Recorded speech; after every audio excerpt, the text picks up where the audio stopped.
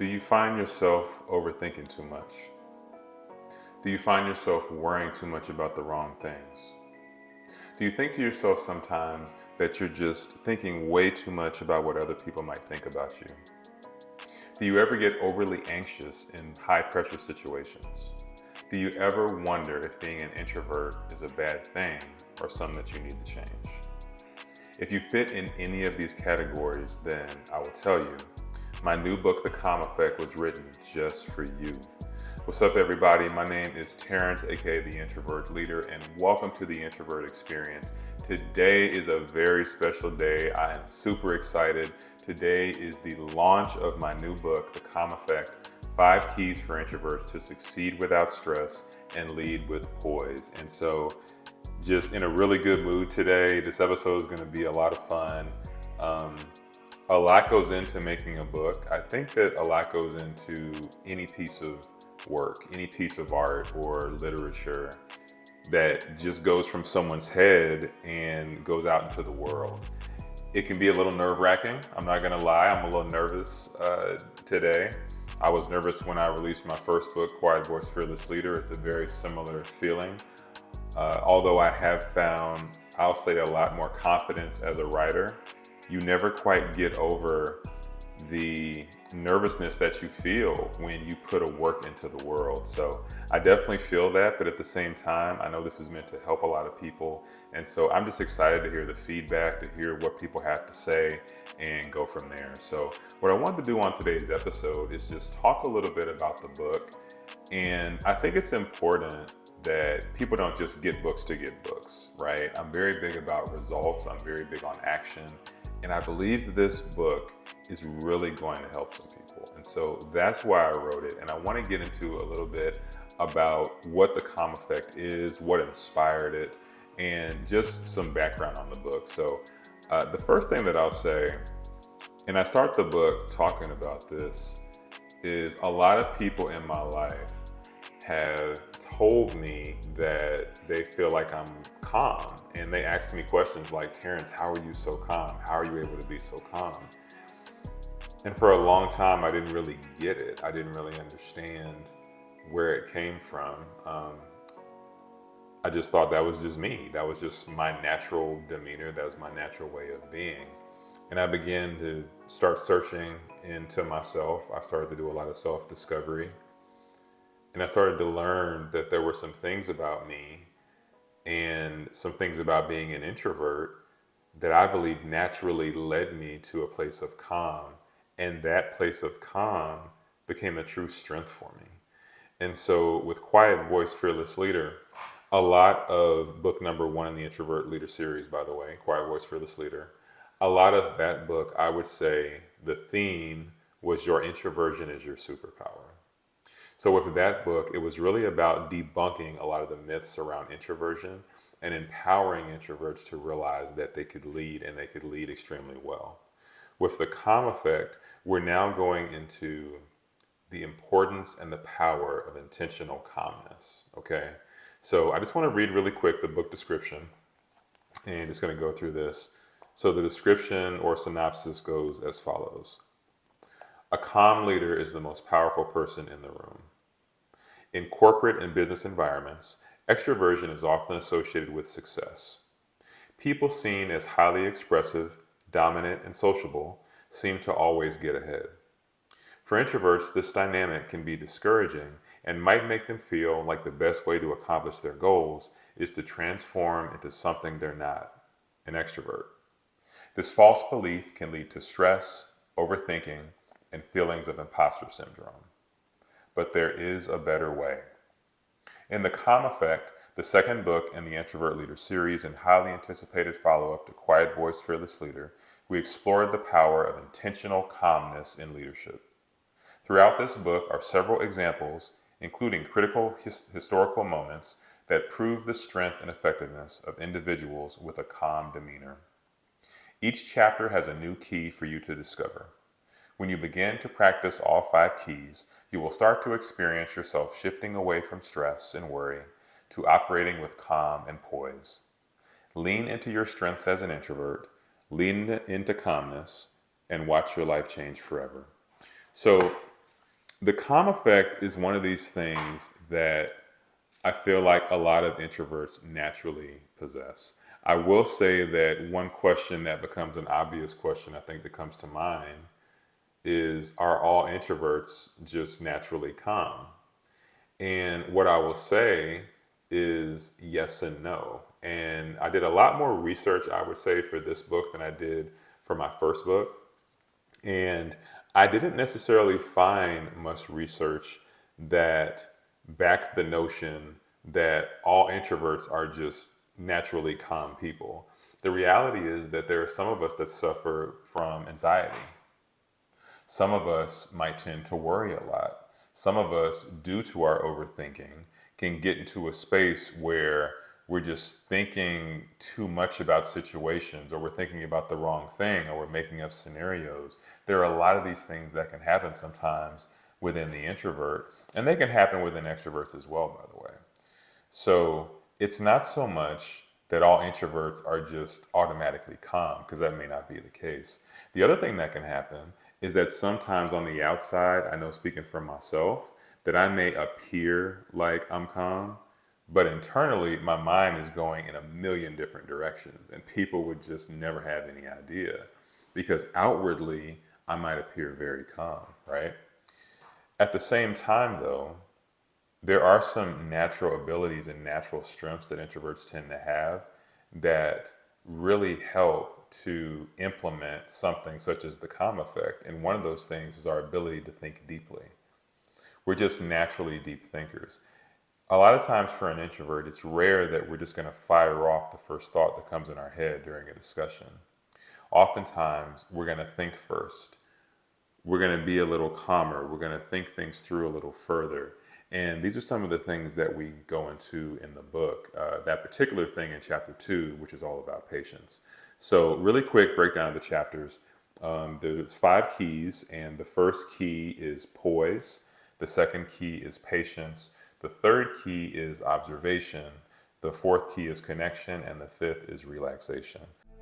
How do introverts lead in an extroverted world?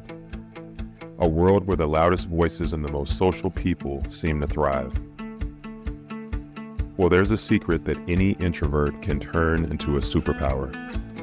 That secret is calmness.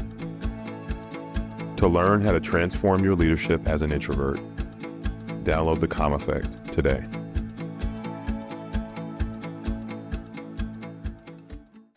So really quick, just sharing a little bit about the writing process for this book. I'm going to be totally honest here. In the beginning, it was a little bit of a cluster.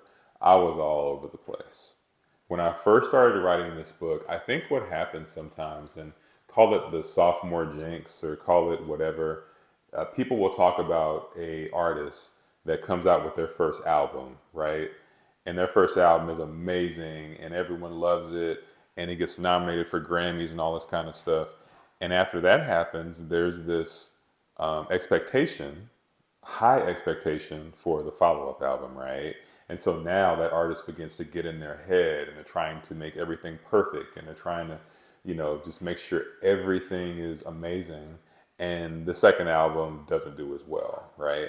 And sometimes it's because that artist was completely overthinking.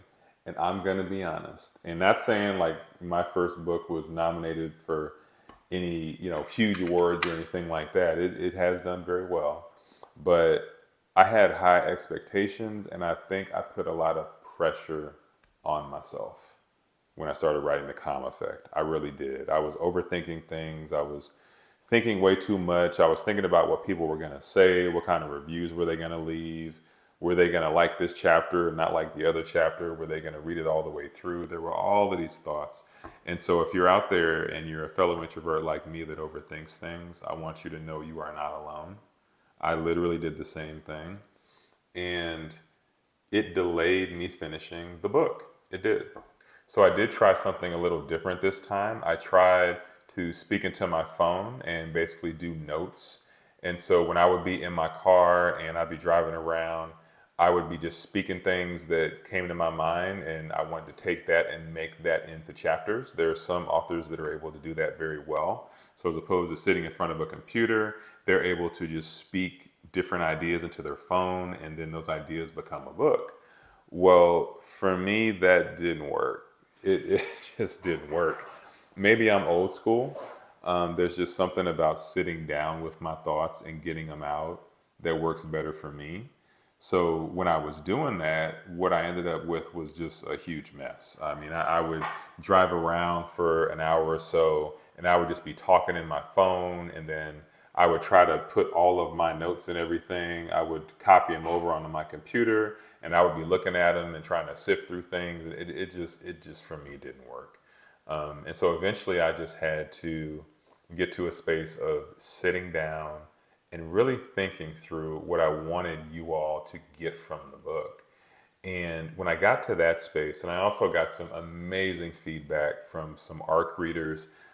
These are people that you give an advanced copy of the book to, and they're able to give feedback and their thoughts. And my ARC team did an it's outstanding job reading this book. I mean, I got some amazing feedback that I incorporated into the book. And I'm just so thankful for the feedback that people gave me, because I really think it helped to make this a much better work in the end. So, in terms of what are you going to get after reading this book, what are you going to get from this book? I think that's very important to know, right?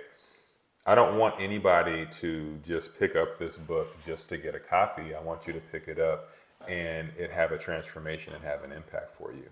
I know that there are some of you listening to this that are stressed. I know some of you listening to this, you have thoughts in your head and you have things where you might be holding yourself back from your next level in life.